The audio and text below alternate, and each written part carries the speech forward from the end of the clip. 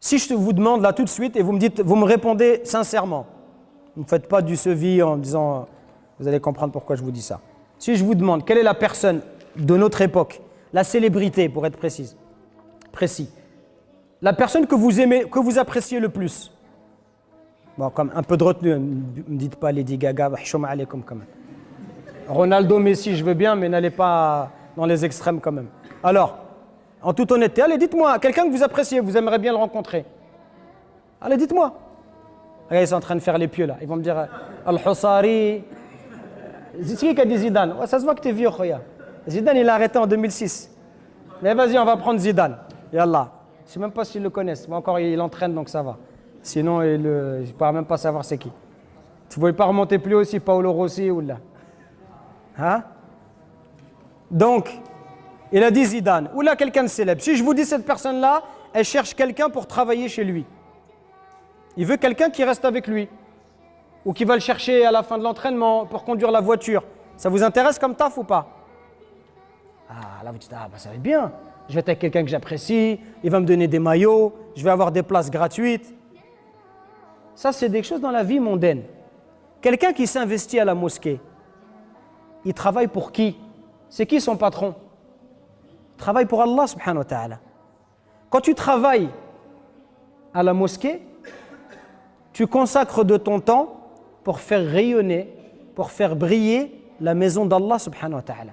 Vous croyez que c'est donné à n'importe qui de travailler pour la mosquée? Vous croyez que c'est de vous-même que vous êtes venu à la mosquée?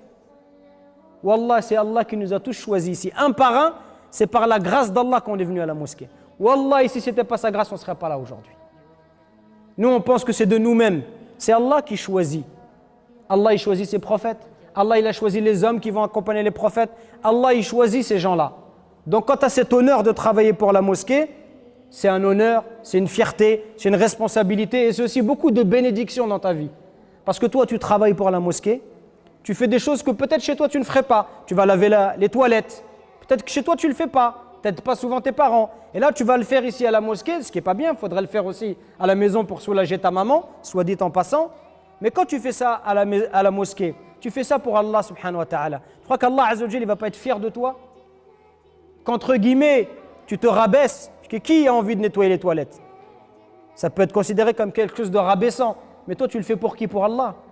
Quand vous avez comme des frères qui restent dehors, ils font la circulation, c'est l'hiver, il pleut. En plus, les musulmans ne sont pas toujours très gentils avec eux, ils leur parlent mal. Pourquoi ces gens-là, ils patientent? Patientent pour Allah.